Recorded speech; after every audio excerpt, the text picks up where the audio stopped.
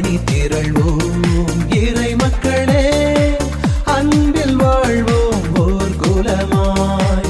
அனைத்தும் பழைத்து அழைத்து காக்கும் அன்பு தெய்வம் அழைக்கின்றார். நான் நேர்மையின் நிலைத்திருந்து உமது முகம் காண்பேன். உமது மாட்சியை நீர் வெளிப்படுத்தும் பொழுது நான் நிறைவு பெறுவேன். தந்தை, மகன், தூய ஆவியாரின் பெயராலே ஆமென். நம் ஆண்டவராகிய இயேசு கிறிஸ்துவின் அருளும் கடவுளின் அன்பும் தூய ஆவியாரின் நட்புறவும் உங்கள் அனைவரோடும் ஏற்றும் இருப்பதாக, உம் ஆன்மாவோடும் இருப்பதாக. கிறிஸ்து இயேசுவில் பிரியமான அன்புமிக்க சகோதர சகோதரிகளே, ஆண்டின் பொது காலத்தின் 15வது வாரத்தில் நம்முடைய ஆன்மீக பயணத்தை நாம் ஆரம்பித்திருக்கின்றோம். இன்றைய நாளிலே ஆண்டவர் இயேசு கிறிஸ்து நற்செய்தி வாசகத்தின் வழியாக விதைப்பவன் உவமை எந்த அளவிற்கு நிலத்தில் விதைத்த விதைகள் நமக்கு பலனை கொடுத்திருக்கிறது என்பதை வெளிப்படுத்துகின்றார். நல்ல நிலத்தில் விழுந்த விதைகள் 60 மடங்கும் 100 மடங்கும் என்று கொடுப்பதை நாம் காணுகின்றோம்.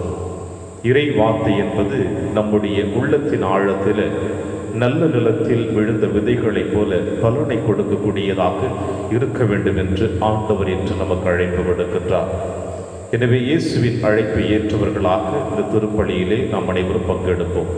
திருப்பலி ஒப்புக்கொடுக்க நாம் தகுதி பெறும் பொருட்டு நம்முடைய பாவங்கள், குற்றங்கள், குறைகள் தடையாக அவற்றுக்காக மனமருந்தி இறைவனிடம் மன்னிப்பை பெறுவோம். எல்லாம் வல்ல இறைவனிடமும் சகோதர சகோதரிகளே, உங்களிடமும் நான் பாவி என ஏற்றுக்கொள்கின்றேன். ஏனெனில் என் சிந்தனையாலும் சொல்லாலும் செயலாலும் கடமையில் தவறியதாலும் பாவங்கள் பல செய்தேன். என் பாவமே, என் பாவமே, என் பெரும் பாவமே. பாவியால் இப்போதும் கன்னியான புனித மரியாதையும் வானதூதர் புனிதர் அனைவரையும், சகோதர சகோதரிகளே, உங்களையும் நம் இறைவனாகிய ஆண்டவரிடம் எனக்காக வேண்டிக் கொள்ள மன்றாடு. எல்லாம் வல்ல இறைவன் நம் மீது இரக்கம் வைத்து நம் பாவங்களை மன்னித்து நம்மை நிலை வாழ்வுக்கு அழைத்து செல்வாராக. ஆமென். ஆண்டவரே இரக்கமாயிரும். ஆண்டவரே இரக்கமாயிரும். கிறிஸ்துவே இரக்கமாயிரும். கிறிஸ்துவே இரக்கமாயிரும். ஆண்டவரே இரக்கமாயிரும். ஆண்டவரே இரக்கமாயிரும். உன்னதங்களிலே கடவுளுக்கு மாட்சி உண்டாகுக. உலகினிலே நன்மனதோர்க்கு அமைதியாகுக. உம்மை புகழ்கின்றோம், உம்மை வாழ்த்துகின்றோம், உம்மை ஆராதிக்கின்றோம், உம்மை மாட்சிப்படுத்துகின்றோம். உமது மேலான மாட்சியின் பொருட்டு உமக்கு நன்றி கூறுகின்றோம்.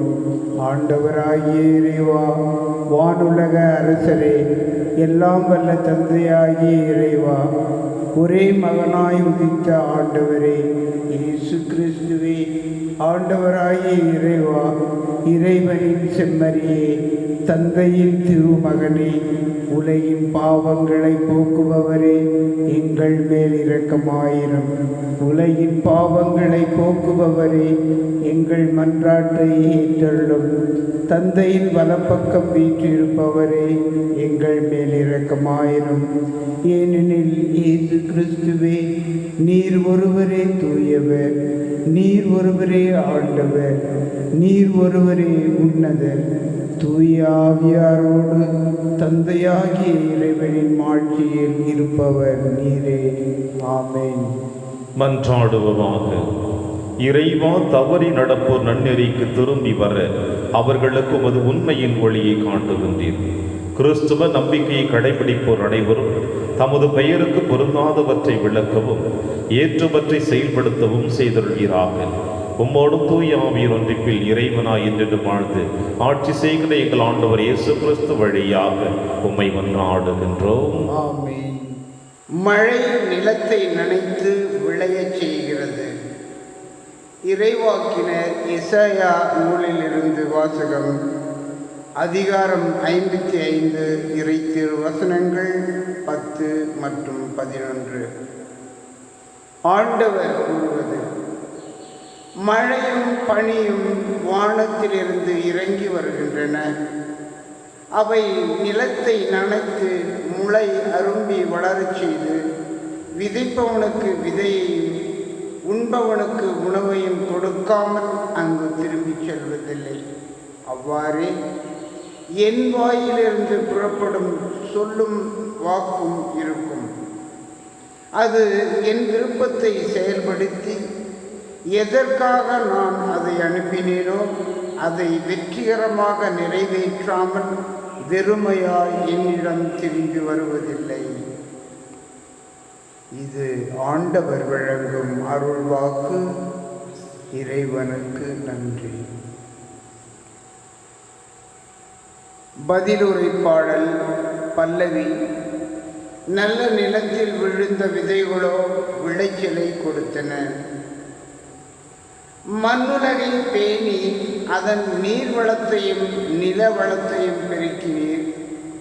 கடவுளின் ஆறு கரைபுரண்டோடியது. அது தானியங்களை நிரம்ப விளையச் செய்தது. பல்லவி. நல்ல நிலத்தில் விழுந்த விதைகளோ விளைச்சலை கொடுத்தன. நீரே அவற்றை இவ்வாறு விளையச் செய்துள்ளீர். அதன் படைசால்களில் தண்ணீர் நிறைந்தோடச் செய்தீர். அதன் கரையோர நிலங்களை பரம்படித்து மென்மழையால் மிருதுவாக்கினீர். அதன் வளமைக்கு ஆசி வழங்கினீர். பல்லவி. நல்ல நிலத்தில் விழுந்த விதைகளோ விளைச்சலை கொடுத்தன. ஆண்டு முழுவதும் உமது நலத்தால் முடிசூட்டுகின்றேன். உம்முடைய வழிகள் எல்லாம் வளம் ஒழிக்கின்றன. பாலை நிலத்தில் மேய்ச்சல் நிலங்கள் செழுமை பொங்குகின்றன. குன்றுகள் அக்களிப்பை இடைக்கட்சியாய் அணிந்துள்ளன. பல்லவி. நல்ல நிலத்தில் விழுந்த விதைகளோ விளைச்சலை கொடுத்தன.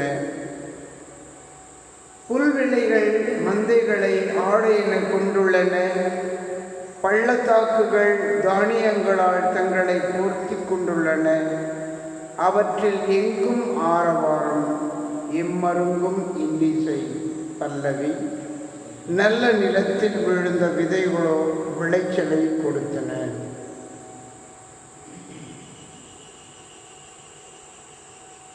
இரண்டாம் வாசகம். கடவுளின் மக்கள் வெளிப்படுவதை காண்பதற்காக படைப்பே பேராவலோடு காத்திருக்கிறது. திருத்தூதர் பவுல் உரோமையருக்கு எழுதிய திருமுகத்திலிருந்து வாசகம்.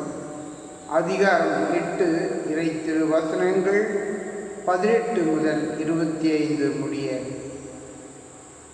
சகோதரர் சகோதரிகளே, இக்காலத்தில் நாம் படும் துன்பங்கள் எதிர்காலத்தில் நமக்காக வெளிப்பட போகிற மாட்சியோடு ஒப்பிட தகுதியற்றவை என நான் எண்ணுகிறேன்.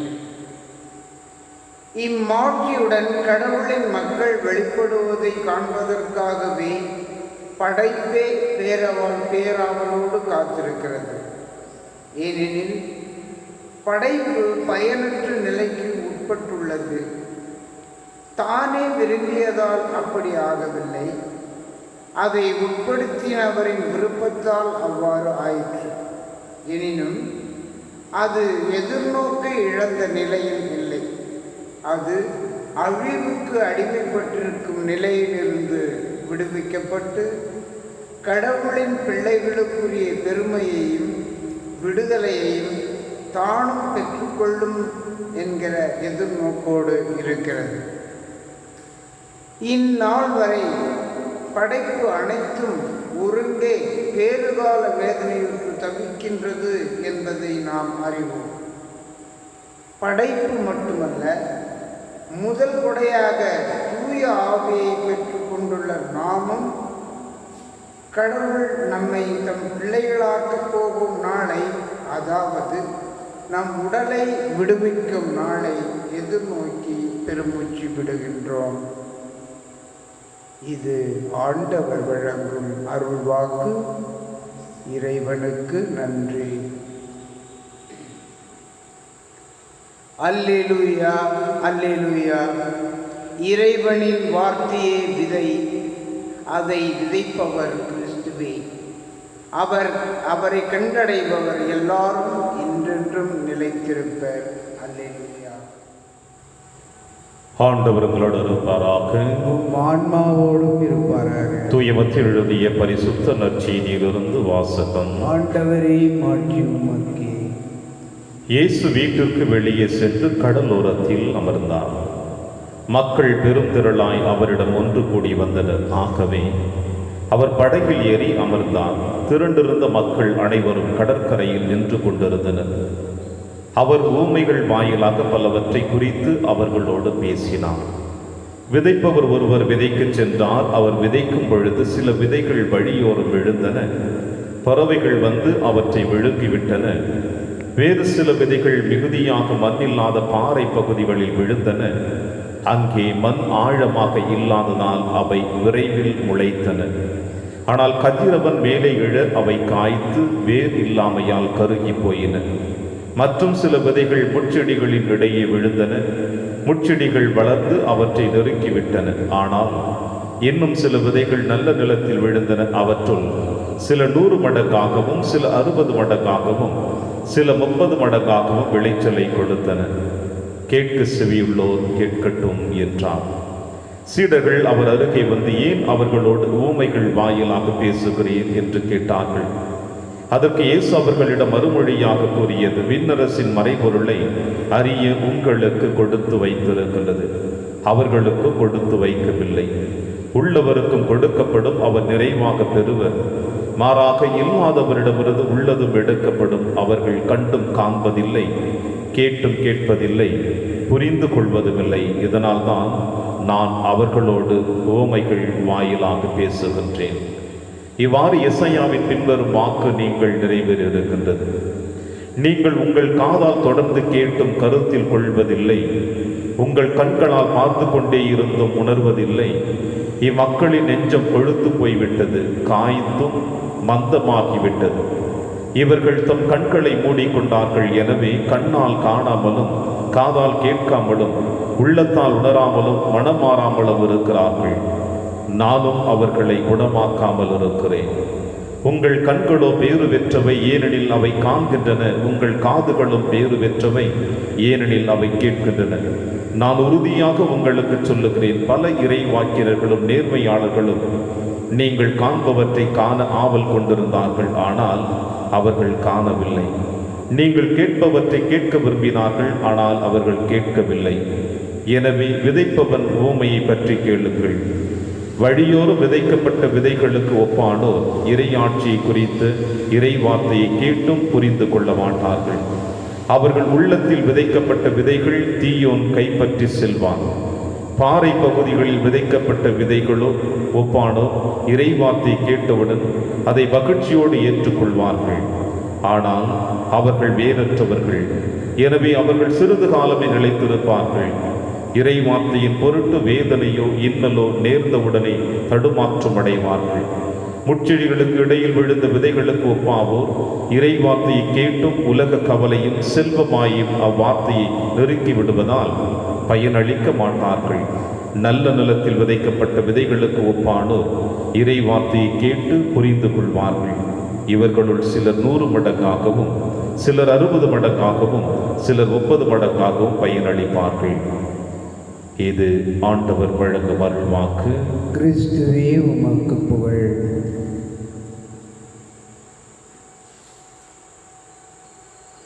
விதைப்பவர் விதைக்கச் சென்றார். கிறிஸ்தேசுவில் பிரியமான அன்புமிக்க சகோதர சகோதரிகளே, ஆண்டின் பொது காலத்தின் 15வது வாரத்தில் நம்முடைய ஆன்மீக பயணத்தை இன்று ஆரம்பித்திருக்கின்றோம். இந்த புனித பயணம் நம்முடைய வாழ்விலே மேன்மேலும் தொடர வேண்டும் என்றாலும், அது நிலைத்து பலனளிக்க வேண்டும் என்றாலும், அது என்றும் நிறைவோடு தொடர்ந்து பயணிக்க வேண்டும் என்றாலும், அதற்கு ஒரே ஒரு வழி, இறை வார்த்தையை நம்முடைய உள்ளத்தின் ஆழத்திலே ஏற்றுக்கொள்ள வேண்டும் என்பதுதான்.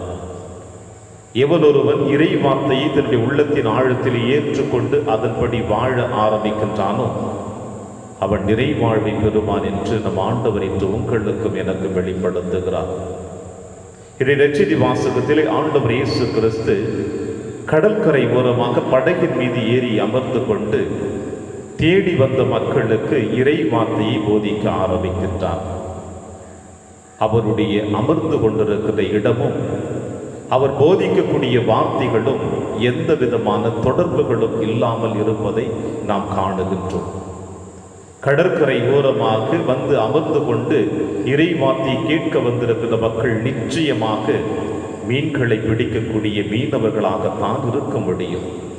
அப்படி மீனவர்களாக இருக்கின்ற மக்கள் மத்தியிலே நிலத்தில் விதைக்கப்பட்ட விதைகளின் உவமைகளை ஏன் ஆண்டவர் இயேசு கிறிஸ்து வெளிப்படுத்த வேண்டும் என்று நிச்சயமாக இதை வாசிக்கின்ற கேட்கின்ற ஒவ்வொரு நல் உள்ளங்களுக்கும் எழுகின்ற ஒரு கேள்வி கணைகளாகத்தான் இருக்கும். ஆனால் இறைவன் இப்பொழுதும் தன்னுடைய வார்த்தைகளை மக்களுக்கு கொடுக்க விரும்புகின்ற பொழுது அதில் காரணமில்லாமல் எப்பொழுதும் ஆண்டவனுடைய வார்த்தை மக்களிடம் வந்து சேராது. எனவேதான் இன்றைய நற்செய்தி இன்றைய முதல் வாசகத்தில் எசையா நூலில் எடுக்கப்பட்ட வாசகத்தில் நீங்களும் நானும் வாசிக்க கேட்கின்றோம். மழையும் பனியும் வானத்திலிருந்து இறங்கி வருகின்றன, அவை நிலத்தை நனைத்து முளையரும்பி வளரச் செய்து விதைப்பவனுக்கு விதையும் உண்பவனுக்கு உணவும் கொடுக்காமல் அது திரும்ப சென்று விடாது என்று சொல்லுகின்றார்.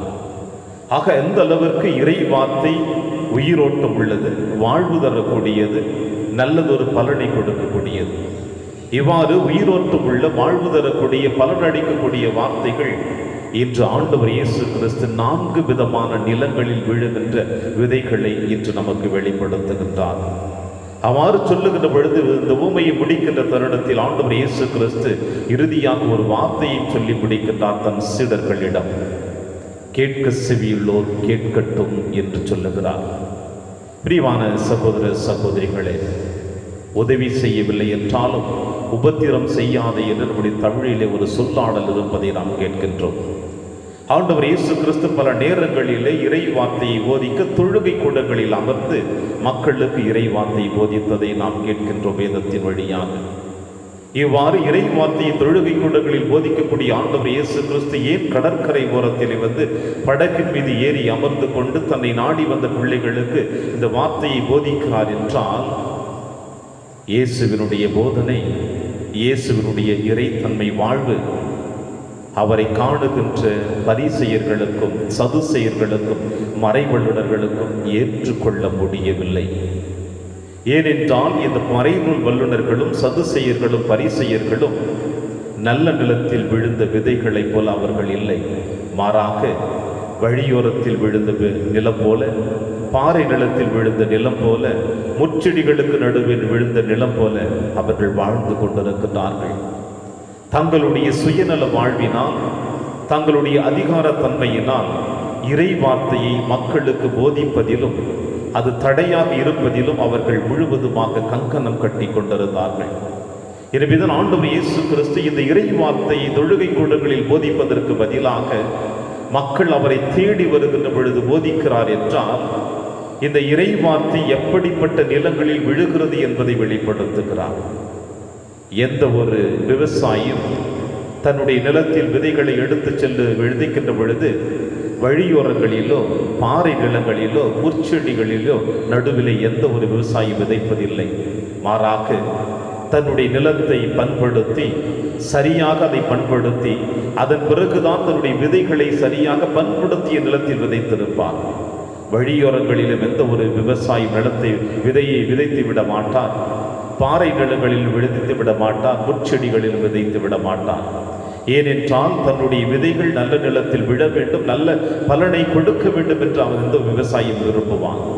ஆனால் இங்கே ஆண்டவர் இயேசு கிறிஸ்து இறை வார்த்தையை விவசாயிக்கு ஒப்பாகவும் அந்த வார்த்தை விதைக்கின்ற நல்ல ஒரு விவசாயமாக வெளிப்படுத்துகிறார். காரணம் என்னவென்றால், இந்த மண்ணுலகில் வாழ்ந்து கொண்டிருக்கின்ற எல்லா மனிதர்களும் நல்ல நிலத்தை போல காணப்படுவதில்லை.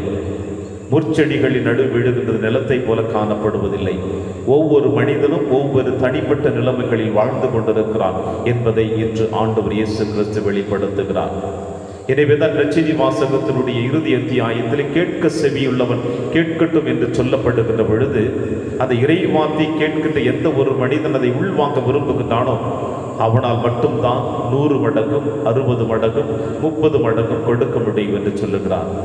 பிரியமான சகோதர சகோதரிகளே, ஆண்டின் பொது காலத்தின் 15வது வாரத்தில் நம்முடைய ஆன்மீக பயணத்தை தொடர்ந்து கொண்டிருக்கின்ற இந்த தருணத்தில் உங்களையும் என்னையும் ஆண்டவர் இயேசு கிறிஸ்து தன் சாயலாக படைக்கப்பட்ட இறைவன் நம்முடைய உள்ளத்தையும் உடலையும் தன் நிலமாக பண்படுத்தப்பட்ட நிலமாகத்தான் நம்மை இந்த மண்ணுலகிலே அவர் படைத்திருக்கிறார்.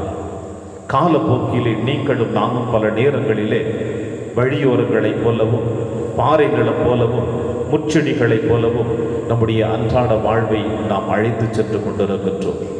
எனவே இறைவார்த்தை இந்த வழியோரத்தில் விழுந்த நிலத்தைப் போலவும் பாறைகளில் மீது விழுந்த நிலத்தைப் போலவும் முச்செடிகளில் விழுந்த நிலத்தைப் போலவும் இருந்தாலும் அதை முழுவதுமாக மாற்றக்கூடிய தன்மையை இறைவன் நமக்கு கொடுத்திருக்கிறார். அதுதான் இறைவார்த்தையை நாம் செவிமடுக்க வேண்டும் என்று. எனவே இந்த இறைவார்த்தையை நீங்களும் நானும் செவிமடுக்கிற பொழுது நம்முடைய பாறை நிலமாக இருக்கட்டும், முற்செடிகளாக இருக்கட்டும், வெளியோரமாக இருக்கட்டும், நிச்சயமாக அது மாற்றக்கூடிய தருணத்தை கொடுக்கும் என்பதை இன்றைய முதல் வாசகம் நமக்கு வெளிப்படுத்துகிறது. வானிலிருந்து இறைக்கு வருகின்ற மழையும் பனியும் விதைப்பவனுக்கு விதையும் உண்பவனுக்கு உணவு கொடுக்கும் என்று சொல்லுகிறார் என்றால், எப்படிப்பட்ட கரடு முரடான நம்முடைய உள்ளமாக இருந்தாலும் இறைவார்த்தை மாற்றக்கூடிய தன்மை இருக்கிறது என்று சொல்லுகின்றார். எனவே இறைவார்த்தைக்கு செவி மடுப்போம், நம் உள்ளத்தை பண்படுத்துவோம். ஆண்டின் பொது காலத்தின் 15வது வாரத்தில் பயணித்திருக்கின்ற நாம் இறைவனோடு பயணிப்போம் என்றால், இனி வருகின்ற காலங்களில் 30 மடங்கில் ஆரம்பித்து 60 மடங்கில் தொடர்ந்து 100 மடங்காக பலன் கொடுக்கக்கூடிய நல்ல நிலமாக நம்மை மாற்றி அமைப்போம். இறைவன் உங்களையும் என்னையும் நிறைவாக ஆசீர்வதிப்பார். ஆமென்.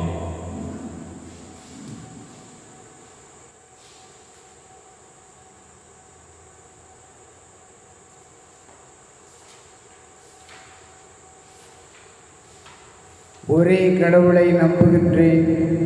விண்ணகமும் மண்ணகமும் காண்பவை காணாதவை யாவும் படைத்த எல்லாம் வல்ல தந்தை அவரே. கடவுளின் ஒரே மகனாய் உதித்த ஒரே ஆண்டவர் இயேசு கிறிஸ்துவை நம்புகின்றேன். இவர் காலங்களுக்கெல்லாம் முன்பே தந்தையிடமிருந்து பிறந்தார். கடவுளினின்று கடவுளாக, ஒளியினின்று ஒளியாக, உண்மை கடவுளினின்று உண்மை கடவுளாக உதித்தவர். இவர் உதித்தவர், உண்டாக்கப்பட்டவர் அல்ல, தந்தையோடு ஒரே பொருளானவர். இவர் வழியாகவே யாவும் படைக்கப்பட்டன. மனிதர் நமக்காகவும் நம் மீட்புக்காகவும் விண்ணகமிருந்து இறங்கினார். தூய ஆவியால் கன்னி மரியாவிடம் உடல் எடுத்து மனிதரானார். மேலும் நமக்காக பந்திய பிலாத்தின் அதிகாரத்தில் சிலுவையில் அறையப்பட்டு பாடுபட்டு இறந்து அடக்கம் செய்யப்பட்டார்.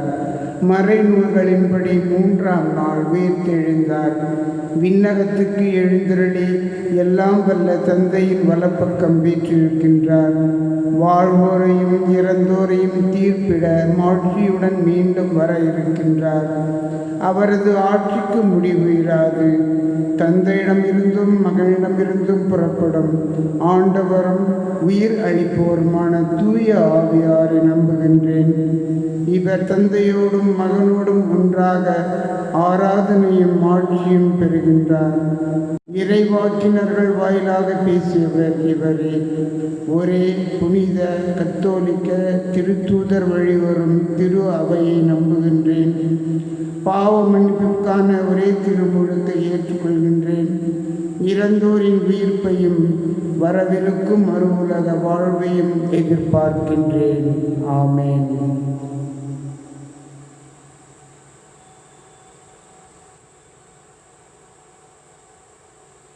ஆண்டவரை அனைத்துலகின் நிறைவானில் வாழ்த்து பெறுவீராக. ஏனெனில் உமது வல்லமையிலிருந்து நாங்கள் இந்த அப்பத்தை பெற்றுக்கொண்டோம்.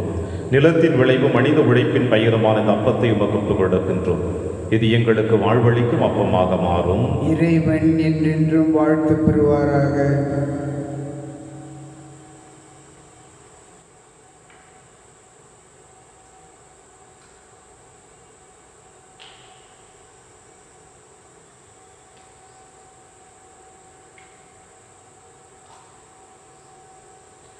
ஆண்டவரை அனைத்துலகின் நிறைவானில் வாழ்த்து பெறுவீராக. ஏனெனில் உமது வல்லமையிலிருந்து நாங்கள் இந்த ரசத்தை பெற்றுள்ளோம். திராட்சை செடியும் மனித உழைப்பின் பயிலுமான இந்த ரசத்தை உமக்கு கொடுக்கின்றோம். இது எங்கள் ஆன்மீக பானமாக மாறும். இறைவன் என்றென்றும் வாழ்த்து பெறுவாராக.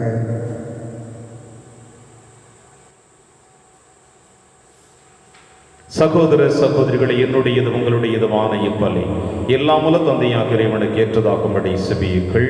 ஆண்டவர் தமது பெயரின் புகழ்ச்சிக்காகவும் ஆட்சிக்காகவும் நமது நன்மைக்காகவும் புனித திரு அவை அனைத்து நலனுக்காகவும் உமது கையிலிருந்து இப்பலியை ஏற்றுக்கொள்வாராக. ஆண்டவரை உம்மை நோக்கி மன்றாடும் திரு அவையின் காணிக்கைகளை கண்ணோக்கியருளும். நம்பிக்கையாளர் புனிதத்தில் வளர உதவும் உணவாக இவை மாற்றிருள்வீராக.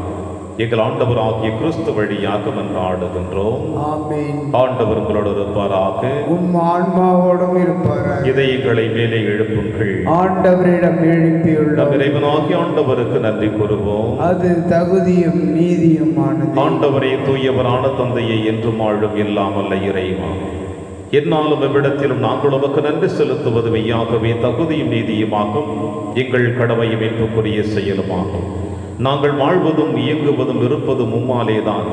இந்த உடலோடு வாழ்க்கையில் உமது பரிவிரக்கத்தின் பயன்களை மட்டுமே நாங்கள் நாள்தோறும் அனுபவிக்க தோன்றி இப்பொழுது நிலைவாழ்வின் வினையும் பெற்றுள்ளோம். ஏனெனில் உம் ஆவியாரின் முதற்கனிகளை பெற்றுள்ள நாங்கள் பாஸ்கா மறைநிகழ் பயன் எங்களுக்கு என்றும் உண்டு என நம்புகிறோம். அந்த ஆவியார் வழியாகவே நீர் இயேசுவை சாவின் என்று உயிர்த்தெழ செய்தீர். ஆகவே நாங்கள் வானக தூதர் அனைவரோடும் சேர்ந்து உம்மை புகழ்ந்தேத்தி அக்களித்து கொண்டாடி சொல்லுவதாவது: தூயவர் தூயவர் தூயவர், வான்படைகளின் கடவுளாம் ஆண்டவர், விண்ணகமும் மன்னகமும் உமது மாட்சியால் நிறைந்துள்ளன. உன்னதங்களிலே ஓசன்னா. ஆண்டவர் பெயரால் வருகிறவர் ஆசி பெற்றவர். உன்னதங்களிலே ஓசன்னா. ஆண்டவரே, நீர் மெய்யாகவே தூயவர், தூய்மை அனைத்திற்கும் ஒற்றாகவே உடைய ஆவியை பொழிந்து இக்காணிக்கைகளை தூய்மைப்படுத்த உம்மை வேண்டுகிறோம்.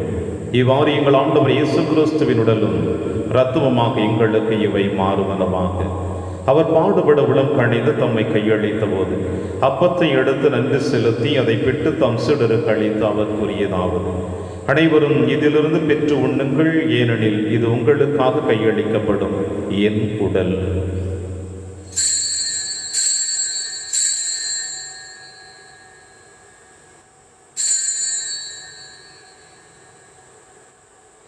அவர் நம்மை இரவு விருந்தை அருந்திய பின் கிண்ணத்தையும் எடுத்து மீண்டும் நன்றி கூறி தம் சீடர்களுக்கு அளித்து அவர் கூறியதாவது: அனைவரும் இதிலிருந்து பெற்று பருகுங்கள், ஏனெனில் இது புதிய நிலையான உடன்படிக்கைக்குரிய என் இரத்தத்தின் கிண்ணம்.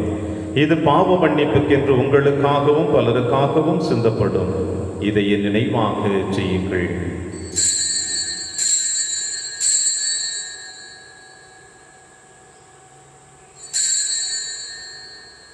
நம்பிக்கையின் மறைபொருள். ஆண்டவரே, நீர் வருமளவும் உமது இறப்பினை அறிக்கையிடுகின்றோம், உமது உயிர்ப்பினையும் எடுத்துரைக்கின்றோம். ஆகவே ஆண்டவரே, நாங்கள் கிறிஸ்துவின் இறப்பினையும் உயிர்ப்பினையும் நினைவு கூர்ந்து வாழ்வதரும் அப்பத்தையும் மீட்பளிக்கும் கிண்ணத்தையும் உமக்கு புகழ்கின்றோம். உம் திருமணம் நமக்கு ஊழியம் புரிய தகுந்தவர்கள் என எங்களை ஏற்றுக்கொண்டீர். எனவே உமக்கு நன்றி செலுத்துகின்றோம். மேலும் கிறிஸ்துவின் உடலிலும் ரத்தத்திலும் பங்கு கொள்ளும் எங்களை தூய ஆவியார் ஒன்று சேர்க்க வேண்டும் என உம்மை தாழ்மையுடன் மன்றாடுகின்றோம். ஆண்டவரே, உலகெங்கும் பரவி இருக்கும் திரு அவை நினைவு கூர்ந்தருடும். எங்கள் திருத்தந்தை பிரான்சிஸ், எங்கள் ஆயர் ஆண்டனி சாமி, எல்லா திருநிலையினர் ஆகிய அனைவரோடும் உமது திரு அவை அன்பில் நிறைவு பெற செய்திருடும். மேலும் உயிர்த்தெழும் எதிர்நோக்குடன் துயில் கொள்ளும் எங்கள் சகோதர சகோதரிகளையும் இறந்தோர் அனைவரையும் இரக்கத்துடன் நினைவு கூர்ந்து திருமுக வழியில் ஏற்றிருடும்.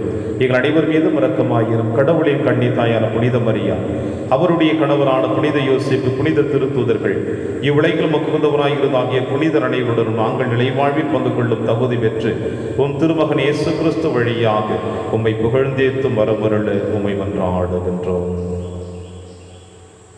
இவர் வழியாக இவரோடு இவரில் எல்லாம் அல்ல இறைவனாகிய தந்தையே, தூய ஆவியாரின் ஒன்றைப்பில் எல்லா புகழும் ஆட்சியும் என்றென்றும் உமக்கு உரியதே.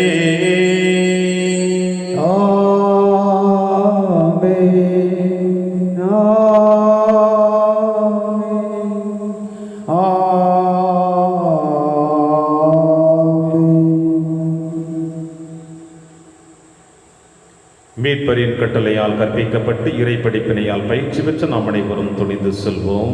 விண்ணுலகில் இருக்கிற எங்கள் தந்தையே, உமது பெயர் தூயது என போற்ற பெறுக. உமது ஆட்சி வருக. உமது திருவுளம் விண்ணுலகில் நிறைவேறுவது போல மண்ணுலகிலும் நிறைவேறுக. எங்கள் அன்றாட உணவை இன்று எங்களுக்கு தாரும். எங்களுக்கு எதிராக குற்றம் செய்வோரை நாங்கள் மன்னிப்பது போல எங்கள் குற்றங்களை மன்னியும். எங்களை சோதனைக்கு உட்படுத்தாதேயும், தீமையிலிருந்து எங்களை விடுவித்தருளும். ஆண்டவரே, தீமை அனைத்திலுமிருந்து எங்களை விடுவித்து எங்கள் வாழ்நாளில் அமைதியை கனிவுடன் அருளும் இவன் நாடுகிறோம்.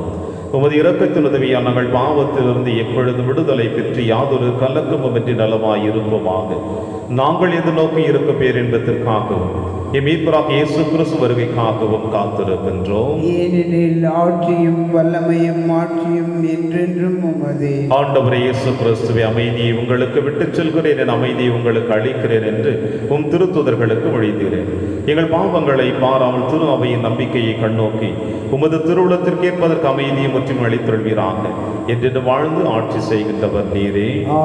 ஆண்டவருடைய அமைதி உங்கள் அனைவரோடும் என்றும் இருப்பதாக. ஆன்மாவோடும் இருப்பதாக. ஒருவருக்கொருவர் உறவின் வாழ்த்தை அறிவித்து மகிழ்வோம். சமாதானம்.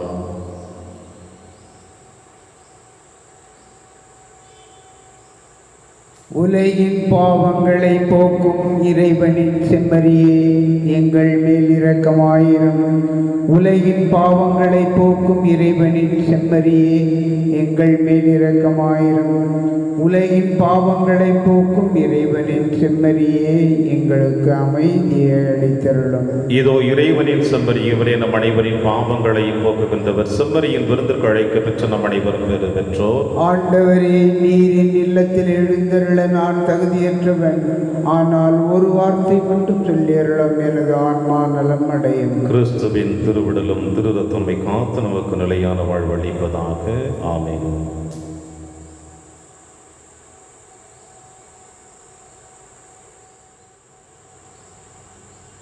கிறிஸ்துவின் ஆன்மாவே என்னை புனிதமாக்கும். கிறிஸ்துவின் திரு உடலே என்னை மீட்டருளும். கிறிஸ்துவின் திரு இரத்தமே எனக்கு எழுச்சியூட்டும். கிறிஸ்துவின் விழாவின் தண்ணீரே என்னை கழுவிடுமே.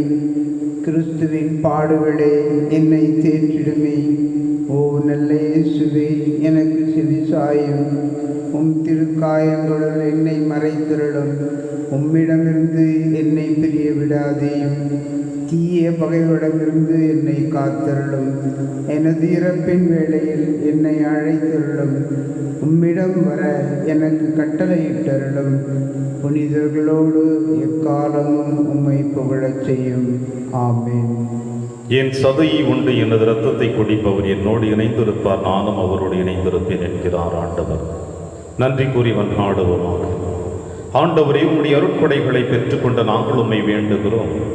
இவ்வாறு மறை நிகழ்வுகளில் நாங்கள் அடிக்கடி பங்கேற்பதால் அவற்றின் மீட்பு அளிக்கும் பயன் எங்களில் வளர செய்வீராக. எங்கள் ஆண்டவராகிய கிறிஸ்து வழியாக வந்தாடுகின்றோம். ஆண்டவர் உங்களோடு இருப்பாராக. ஆன்மாவோடும் இருப்பாராக. இல்லாமல்ல இறைவன் தந்தை, மகன், தூய ஆவியார் உங்கள் அனைவரையும் நிறைவாக ஆசீர்வதிப்பாராக. ஆமென். சென்று வாழுங்கள். திருப்பலி நிறைவேறிற்று. இறைவனுக்கு நன்றி.